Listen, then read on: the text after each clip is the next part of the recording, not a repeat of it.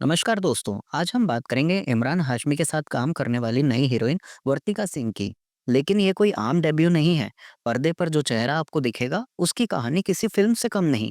एक तरफ public health में मास्टर्स की डिग्री, तो दूसरी तरफ किंगफिशर कैलेंडर की मशहूर मॉडल का टैग।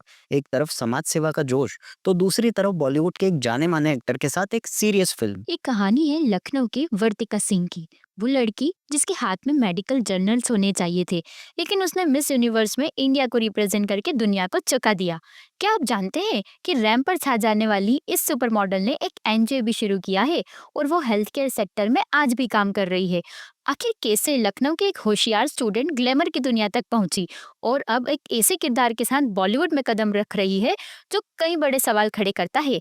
चलिए जानते हैं वर्तिका सिंह की वो कहानी जो बताती है कि मंजिलें उन्हीं को मिलती है जो अलग दुनियाओं को एक साथ लेकर चलने की खूबी रखते हैं। ये कहानी शुरू होती है लखनऊ से, जहां वर्तिका का जन्म और परवरिश हुई।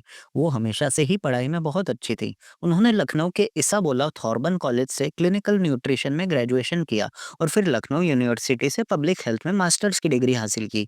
उनकी पढ़ाई देखकर सभी ने यही सोचा कि लड़की हेल्थ और न्यूट्रिशन की फील्ड में अपना नाम बनाएगी। लेकिन किस्मत को कुछ और ही मंजूर था। पढ़ाई के साथ साथ उनके दिल में मॉडलिंग का भी सपना था। उस दौर में उनके जैसे शहर की लड़की के लिए मॉडलिंग को प्रोफेशन चुनना एक हिम्मत भरा फैसला था। पर वर्तिका ने अपने जुनून की सुनी और पढ़ाई और मॉडलिंग में ऐसा बैलेंस बनाया जिसने यह साबित कर दिया कि एक पढ़ा लिखा इंसान भी रैंप पर दुनिया जीत सकता है। वर्तिका का मॉडलिंग का सफर चुनौतियों से भरा था। उन्होंने लोकल फैशन शो और छोटे छोटे असाइनमेंट से अपने हुनर को निखारना शुरू किया। उन्हें पहला बड़ा मौका 2014 में मिला जब उन्होंने मिस दिवा कंपटीशन में हिस्सा लिया और फाइनलिस्ट बनी। वो ताज तो नहीं जीत सकी, पर इस मंच ने उन्हें एक पहचान दी। इससे ठीक एक साल बाद 2015 में उन्होंने फेमिना मिस इंडिया में हिस्सा लिया और फेमिना मिस ग्रैंड इंटरनेशनल 2015 का टाइटल जीता। यह उनके करियर की पहली बड़ी जीत थी जिसने उन्हें इंटरनेशनल मंच पर भारत को रिप्रेजेंट करने का मौका दिया और ये साबित कर दिया कि वो सिर्फ एक चेहरा नहीं बल्कि टैलेंट और कॉन्फिडेंस का कॉम्बिनेशन है। साल 2017 वर्तिका के करियर में एक बड़ा टर्निंग पॉइंट था। उन्हें उस साल के सबसे मशहूर किंगफिशर कैलेंडर के लिए चुना गया। इस कैलेंडर का हिस्सा बनते ही वर्तिका देश भर में एक जाना पहचाना नाम बन गई।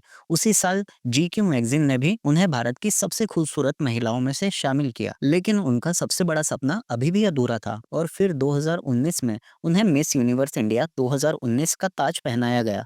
ये उनके सालों की मेहनत और कभी ना हार मानने वाले जुनून का भी इनाम था। इसके बाद उन्होंने 68वें मिस यूनिवर्स पेजेंट में 90 देशों के बीच भारत को रिप्रेजेंट किया और टॉप 20 में अपनी जगह बनाकर भारत का मान बढ़ाया। जब दुनिया सोच रही थी कि वर्तिका किसी मसाला फिल्म से ग्लैमरस डेब्यू करेंगी, तब उन्होंने एक ऐसा रास्ता चुना जिसने सबको हैरान कर दिया। उन्होंने अपनी पहली ही फिल्म हक के लिए एक ऐसे किरदार को चुना जो सीधे समाज से जुड़ा है। इस फिल्म को द फैमिली मैन और राणा नायडू जैसी हिट सीरीज बनाने वाले सुपर्ण एस वर्मा ने डायरेक्ट किया है। ये फिल्म 1985 के शाहबानो केस पर आधारित है, जिसने तलाक और महिलाओं के अधिकारों पर देश में एक बड़ी बहस छेड़ दी थी। इस कोर्टरूम ड्रामा में वर्तिका का किरदार सायरा है, जो इमरान हाशमी के किरदार की दूसरी पत्नी है। डायरेक्टर सुपर्ण वर्मा ने उनके परफॉर्मेंस को कंट्रोल फायर कहा है। इस किरदार के लिए वर्तिका ने एक्टिंग वर्कशॉप की और भाषा पर भी काम किया ताकि सायरा का किरदार पर्दे पर असली लगे। तो ये था वर्तिका सिंह का सफर, एक मॉडर्न जागरूक टैलेंटेड लड़की का अपनी शर्तों पर स्टार बनने का सफर। उन्होंने साबित किया कि खूबसूरती के साथ साथ सोच और हुनर का कॉम्बिनेशन ही आपको खास बनाता है। उनकी फिल्म हक 7 नवंबर 2025 को सिनेमाघरों में आ चुकी है, जिसमें वो इमरान हाशमी और यामी गौतम जैसे दमदार एक्टर्स के साथ स्क्रीन शेयर कर रही हैं। हक सिर्फ एक फिल्म नहीं बल्कि एक जरूरी बहस की शुरुआत है और वर्तिका का इसका पार्ट होना बताता है कि बॉलीवुड में वो एक लंबी इनिंग्स खेलने आई है।